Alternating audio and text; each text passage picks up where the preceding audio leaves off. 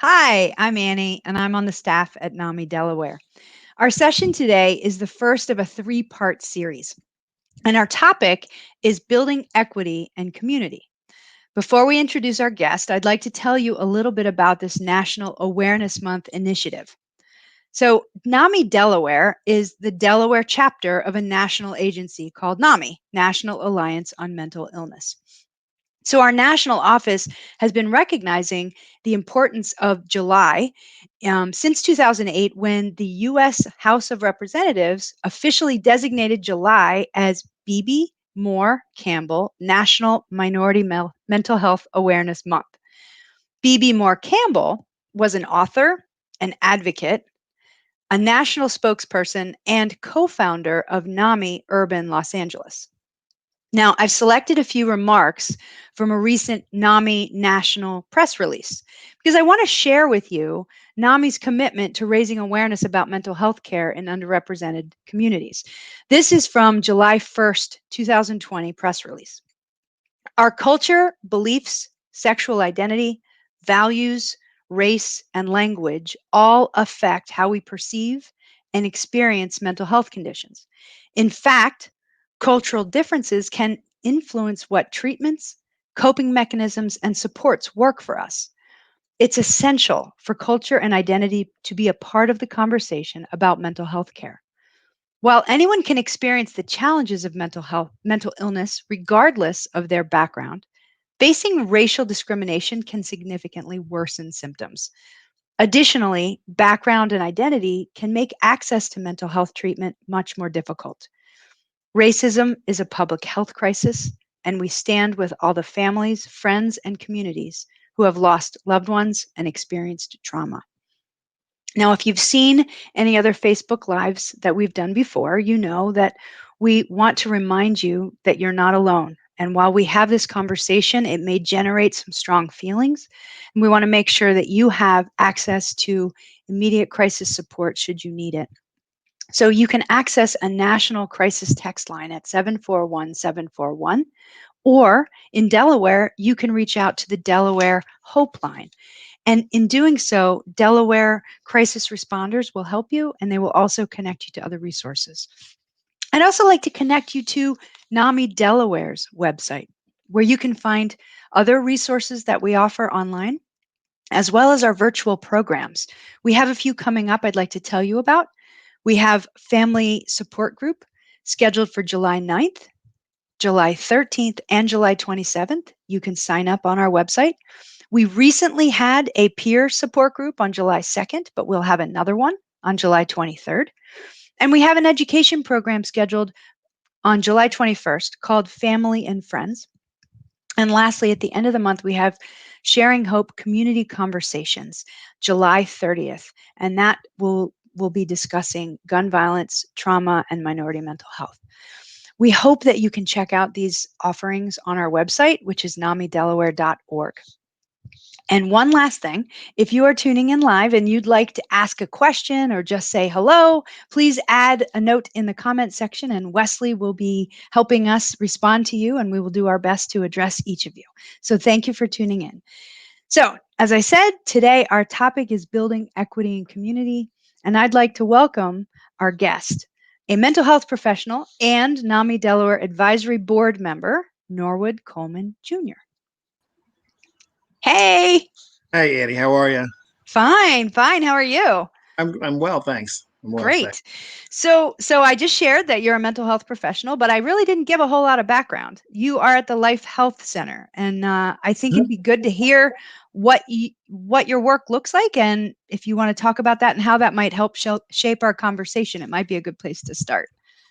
Yeah, so I'm the clinical manager and director, coordinator of training at the Life Health Center, and so really the work that we do there is really a part of something that is really dear to me, is working with children and families, with the focus on not just treatment of health issues, whether it's mental health, physical health, social health, spiritual health, that sort of thing, but also looking at it from a prevention model, And an integrative model, I don't know that any one person, if you said you could separate their mental health from their Hmm. physical health, would want you to do that, or it would even make sense.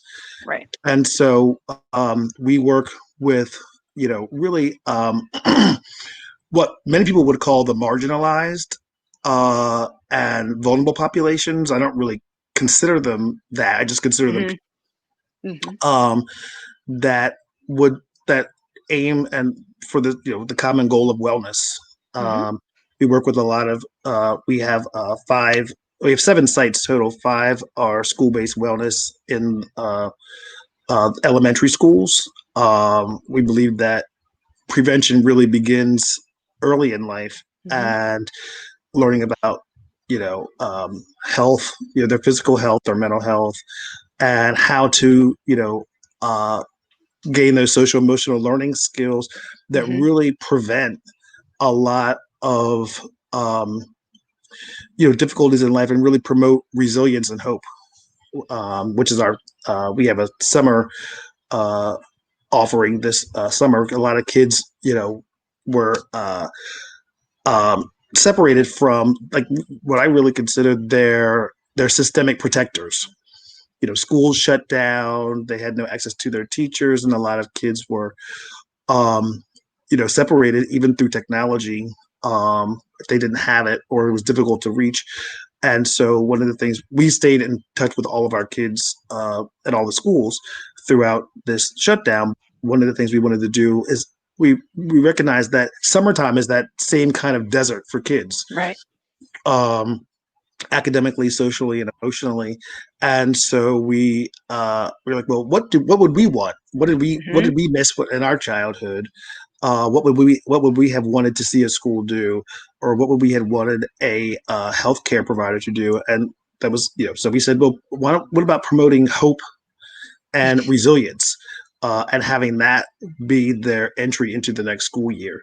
So that's our big push this year and our theme. And we also do a lot of other things. We have a medical assisted program and a women's health delivery and family health services. And then we have a couple of sites, additional sites, one in the Northeast Service Center and then one in Philadelphia Pike area. So that's kind of what the Life Health Center does. And I am a trauma focused therapist.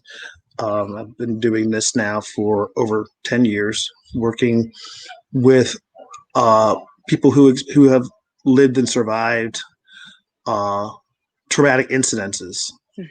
Hmm. And we can talk about that possibly now or a little bit later in the conversation. But when we think about minority mental health and really celebrating Minority Mental Health Month and bringing awareness to um, the importance, the critical nature of mental health. Um, One of the things that we I think is really important is that you know particularly for minorities, mental health has often been a frightening, scary place that doesn't Hmm. feel healthy. It doesn't feel welcoming. It doesn't feel like places where it's safe. And there's a history behind that and a reality of it even Hmm. today. And so I'm really glad that uh, NAMI asked me to come and speak on this, and I really am excited to hear thoughts from listeners and from you, and hopefully I can add something that will be useful to anyone who hears. You always do, Norwood. You always do. Like we've got a lot to cover and we don't have that long. And what we're calling today's conversation is building equity and community. And obviously we're just going to scratch the surface on that today. But if you had to pick like one area or one piece of this that you think was like the most critical thing that we want to make sure we cover today under that umbrella of building Mhm. equity and community, what would it be? I think the biggest piece is really deconstructing the myth of the minority. Mhm. Um, is really important to me. Um, we had talked, and you may know this, and other folks may know this if they know me. But I grew up in a family where being a minority was not a word that we understood or experienced. We didn't talk about ourselves as minorities. Mm-hmm. Um, I didn't talk about myself as black. Mm-hmm. I didn't. My mother never called me black, or my father did. Never did. They never called me male, um, or differentiated between male and female. Mm-hmm. We were just human. In my home, and when we think about um, uh, what it means to be a minority, it can mean a lot of different things to a lot of people, but it typically means more to be identified as a minority than to actually live a life in this body, Mm-hmm. and with this mind and with this spirit. Um, so, and what does that mean when someone thinks of minority? Often, I have asked this question, 1,000 times. What pops into your head when you think of minority? I think automatically the opposite word, majority, Hmm. minority. That's kind of what I think of as the Yeah, language around it. yeah. And then who pops in your head when you think about majority and minority? I think majority, I think naturally, and it's going to be white people Yeah, because I mean, I'm just going to be honest, right? yeah, That's what yeah. I mean. Um, we're having really important, powerful conversations right now, and I'm glad that we're doing it.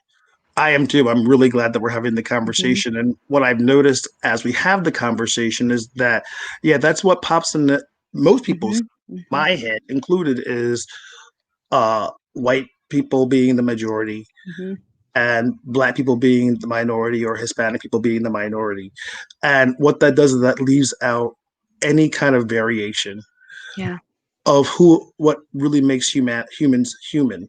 For example, my mother would not fully be included in that conversation, um, as a woman who, as a woman, because Right. often I we was think just going of, to say, I really should have clarified white yeah, male is what the yeah, first thought was.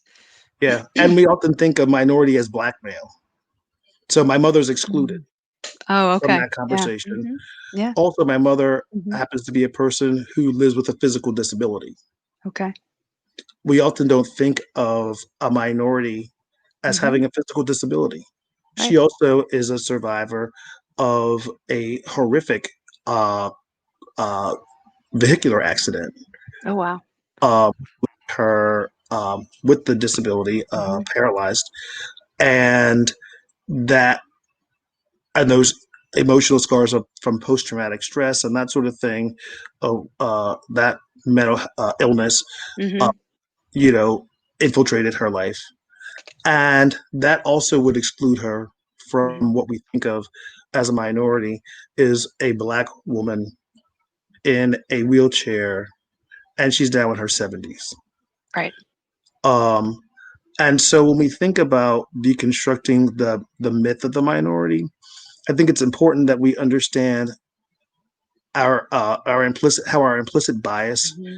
really can drive how we limit and how we exclude people before we even as we invite them in the doors uh, to receiving services in mental health, and understanding that how those implicit biases have created a history and pattern, even when we've kind of removed some of those more explicit biases or tried to out of Hmm. the way, why people still are not accessing mental health services in the ways that we would like them to, often unless there's a crisis and Right.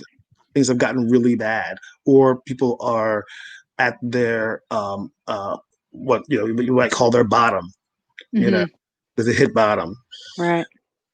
So Well, and we have a comment here that actually piggybacks on that. So Wanda has said there's a stigma, and especially youth do not seek out help or resources due to it.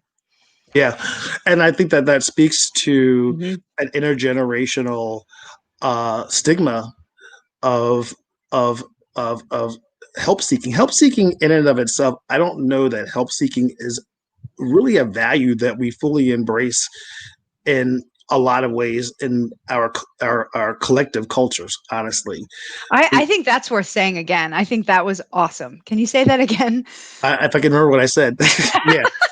No, I mean Help I don't. seeking. I mean, Yeah, like even the way what you're calling it, help yeah. seeking. Help seeking is not a value that is embraced or promoted in our collective American culture. You know, Yeah. uh, Why do you think that is? I think that it is in part because of, well, I have a lot of thoughts about that, but Is I that mean, a different Facebook Live topic? it could be, yeah. Yeah. I know that the personal is political, but I don't know that we should go there. But I mean, but to be honest with you, I mean, Lisa just popped in and said, I was just going to mention culture. So I think yeah. Lisa's right there with us. Yeah. Also, well, Lisa, then I can respond to that. Then, thank you for Okay. that opening. All right. Lisa, Uh, open the door. Thank you. No, and we our culture is our majority culture is predominantly white male, and that is an exclusive group Mhm. that has written and created the climate in which all of our cultures function. We live in a racist uh, environment.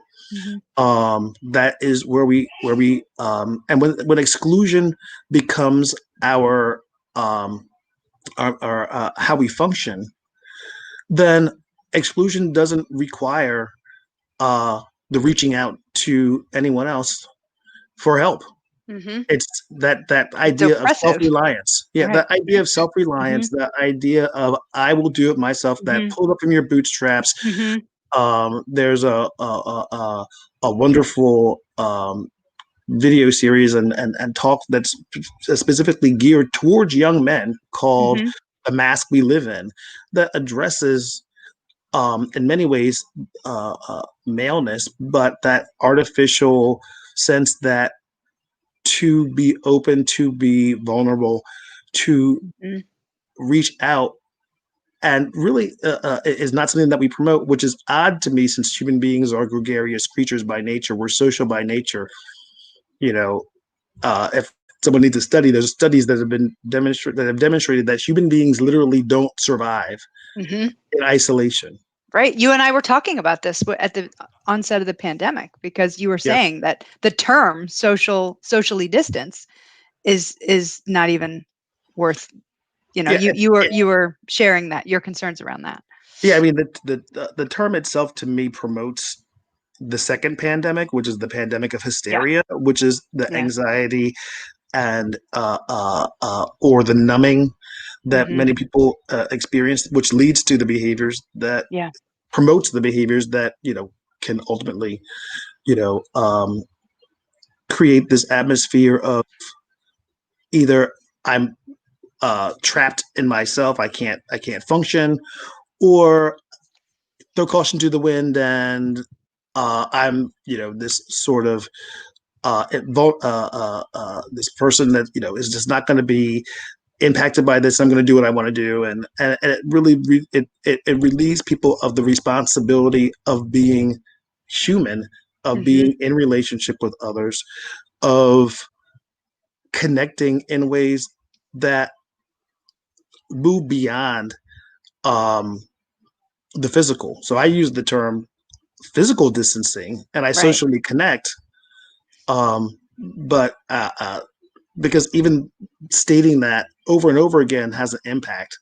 Uh, Mhm. if you repeat it enough, you'll believe it. You know. That's true. That's very true. Well, I want to thank Wesley right now. He just he Googled or whatever, searched for the mask you live in, and he pulled up the documentary link. And so that's in our Oh, great. comments right now. So that's shareable right now for everybody who's tuning in. So that's great. So we kind of touched on this already, but when you and I were first having this conversation about, addressing some of the topics under this umbrella of important conversation, we came up with the title of Building Equity and Community. And one of the things you said with me really stuck with me. Mm-hmm. You were talking about who's invisible. Yeah. You said, I want to talk about who is invisible and really unpack that in the conversation about mental health services. So can we go there? We can go there. And I try to be aware of my biases as because they're there as I talk about I couldn't hear you. my biases. Your biases. Got it. Okay. We all live with them, so we should just name Yes, them. we do. Yes, we do. Yes, we do. And that's so important for us all to acknowledge. Yeah. So, I mean, particularly, first of all, mental illness, and I want to distinguish between mental health and mental illness. Mental illness requires help. It requires support. It requires typically a relationship beyond just the one that I have with myself. No differently than physical illness. When I'm physically ill, I will go and connect with some other human being, even if it's just to get some soup. Sure. Or to go see my physician. And often we can see physical illness, mental illness, and mental health are quite invisible to many. And when we think about the invisible, particularly in thinking about minority mental health, it kind of falls back on that sort of that deconstructing of the ideal minority, or the minority, is that we don't. It's very difficult to notice that by being, for example, Black, my mental health is already in jeopardy just by the nature that I live in a country and in a world where I am actively oppressed. So when I go into for example, when I go into Macy's of all places, if it ever opens up again, I haven't been since. I think it's open now. But if I go into a department store, or I automatically look around because I know that the camera, and I actually watch them happen. I actually watch the cameras shift towards me,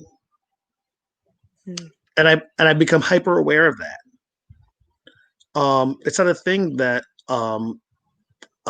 my Blackness tells you happens.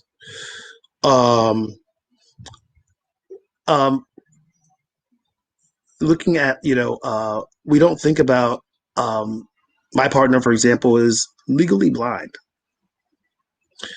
Access to mental health care was extraordinarily difficult.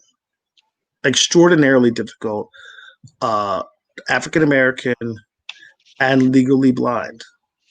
And that wasn't the template.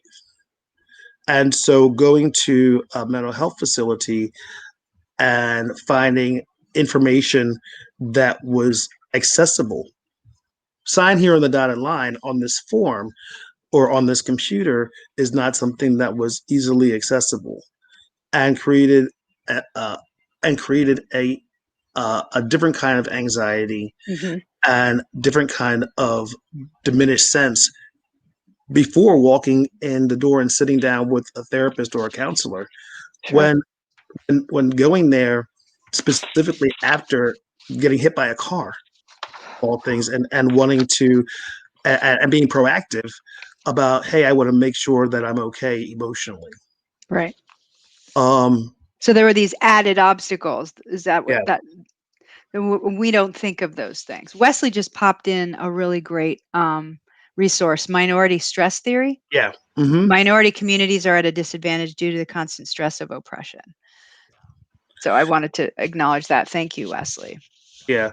And I think that when we think about the invisible, the invisible of us, yeah, is that we all have a layer of invisibility, which Mhm. I think is a truism. But I think that Mhm. when we consider how our systems invite or maybe unintentionally disinvite people to something that we find critical and important as accessing mental health and mental health services, Yeah. that you know these are the things that we need to think about.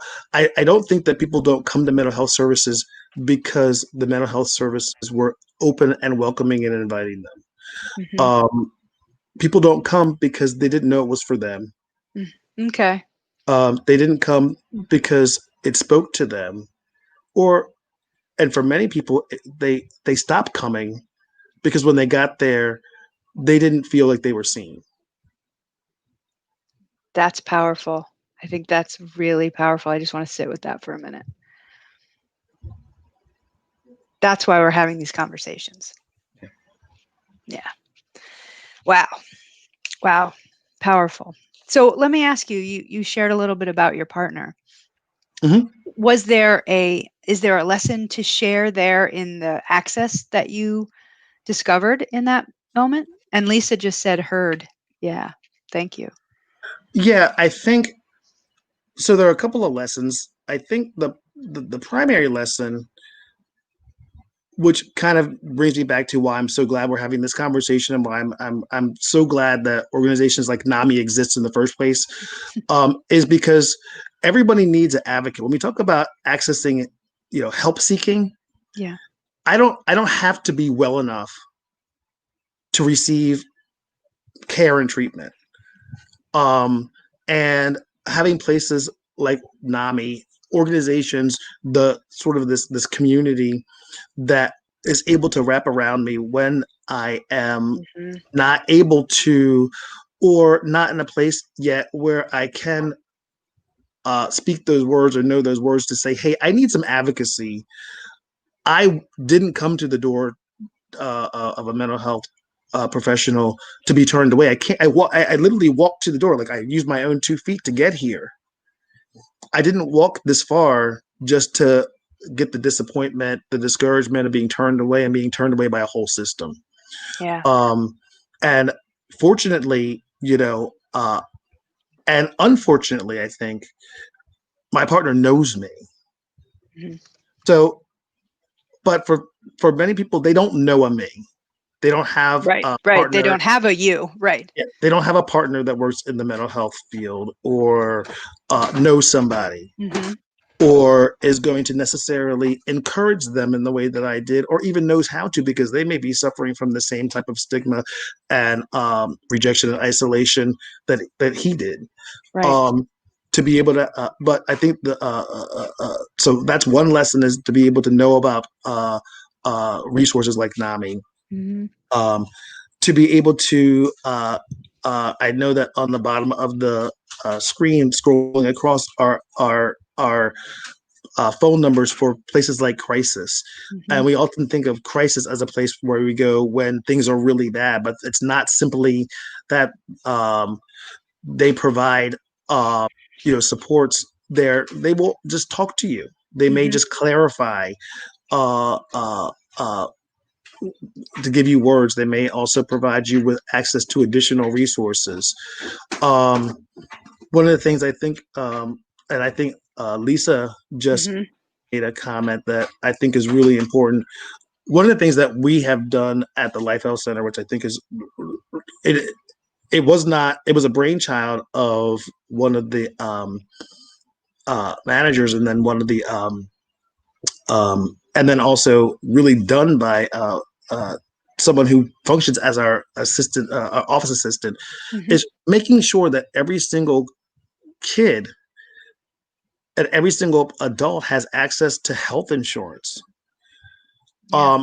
Health insurance is for many people, is the biggest barrier Mhm. in accessing services, having adequate health insurance. And, in school, we had a sort of uh, uh, for us, it was a rude awakening in school-based wellness when we were going through and were, working with children and our services, there's no out of pocket. We'll see them regardless. But we realized that none of these, we started asking the question, do you have insurance? And children didn't have insurance, or it wasn't even activated.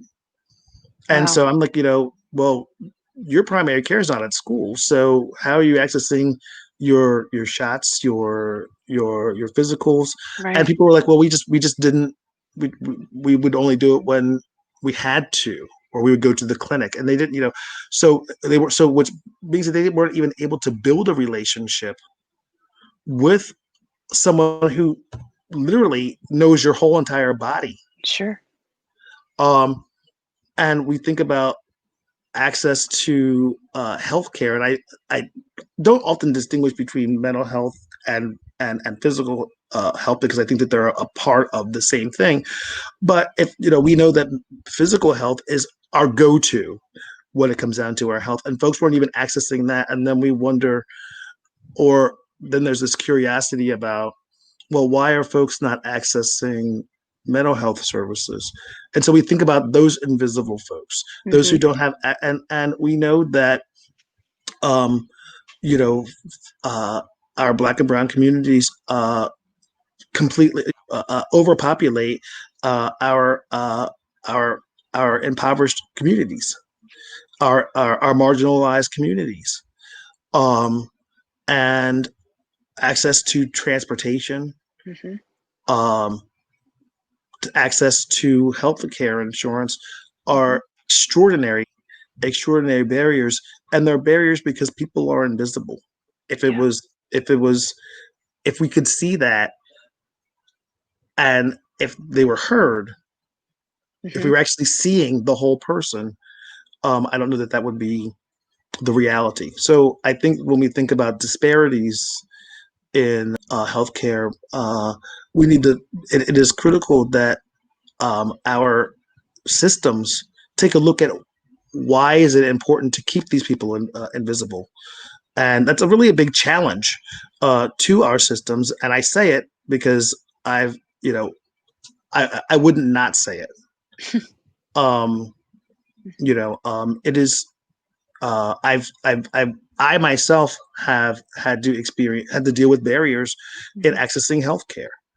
Um, I've watched people, for a variety of reasons, not access their mental health services because no one, because I hear this all the time. No one looks like me in the services Oh, as a provider, you mean? as a Hmm. provider, Right. or as even when I walk into the office, and that's a thing. Hmm. That's a big Yeah, thing. sure. But Sure. I think Makes sense. also, there's this underlying piece, is that if you don't look like me, you won't see me. And I think that that is Yeah. a much larger underlying piece that we need to not run away from.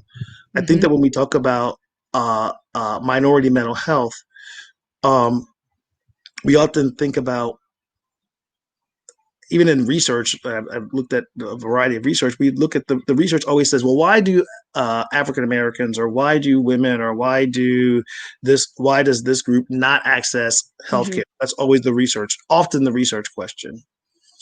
And I think to myself, well, what, as a consumer of any service or good, well, why don't I go to, um, why don't I access this service, or why don't I access this good?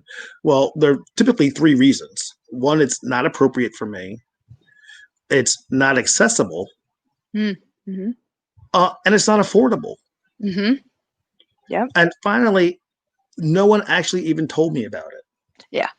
Yeah, you weren't aware of it. You didn't even Yeah. know it existed. So, Yeah. Yeah. awareness becomes a thing. And what does that awareness look like? Does it look like something that had me in mind? You Right. know. Right. So. No, I think this is so powerful, and I hate that our time is winding down, and I feel like we need to regenerate this conversation again soon. But before we sign off, I want to share some resources that we've gathered Mhm. from our national office, and hopefully invite you back to Norwood. Oh, um, thanks. so we have a few things to share with you. With the viewers, we have NAMI's Identity and Cultural Dimensions link, and this is from our national office. There's a lot of information there that I think is worth studying and kind of reflecting on and looking at the resources for. The press release from which I read the piece earlier, that can be shared here on our comments as well. And then recently, NAMI posted a different press release on recent racist incidents and mental health resources for African Americans. We'd like to make that available. And then lastly, NAMI during the month of July is, and I think this is always there, but during July they're promoting it more. There is a mini docu-series of videos called Strength Over Silence. And these videos highlight personal stories from a variety of different people with different experiences. And I won't take the time to read the little description, but I do want people to look at these resources and really ask themselves some of these powerful questions that we've brought up today with Norwood's help, and really reach out to us and what more can we be doing? That's really where I am with it. I mean, I'm sitting with these really difficult questions and I'm asking myself daily, regularly, more than daily, what more can we be doing? And Mhm. that's what I want to know. And I hope you'll help me do that, because that's what's driving us. We really want to bring this information to the forefront and we want to have more conversations. So I want to thank you, Norwood, for joining us today. Well, thank you for having me. Will you come back? I will. I'll be glad I'm going to to. get you on video right now, promising that you'll be back. I'll be here. All right, good. And Lisa just commented, one horrible reason I can schedule you, but it will be 4 to 5 weeks. Yes. Yes. Access. Yeah, I wanted just to add one thing, and I think it's just a final point, is that I think we all need to be mindful of when we think about stigma of mental health, and when we think about the stigma and implicit bias that comes along with living in a racist society, we need to really begin to challenge our assumptions. Our assumptions about what people need, about Mm-hmm. who they are, about how we have done a good job of being there for them are our only they're only our assumptions, and we have not taken the time to ask Yeah. anyone who we only have had these assumptions about. Hey, how can I make this different for you, and how can I get to know what your needs are and adjust what I have, or recreate what I have to make Yes. your world a little bit better. So it's I just want to leave that is that we really need to begin to think about the quality of life of all of us. When we think about Ubuntu, it means I am because you are. So, Powerful. Thank you. Thank you for sharing that, Norwood. And I want to thank everybody for tuning in today. I hope everybody has a wonderful day. And what is your sign off, Norwood? I love it. When you sign emails, you say oh, grace grace and and peace. peace. Grace and peace. I love it. All right. Have a great day, everybody. Bye bye.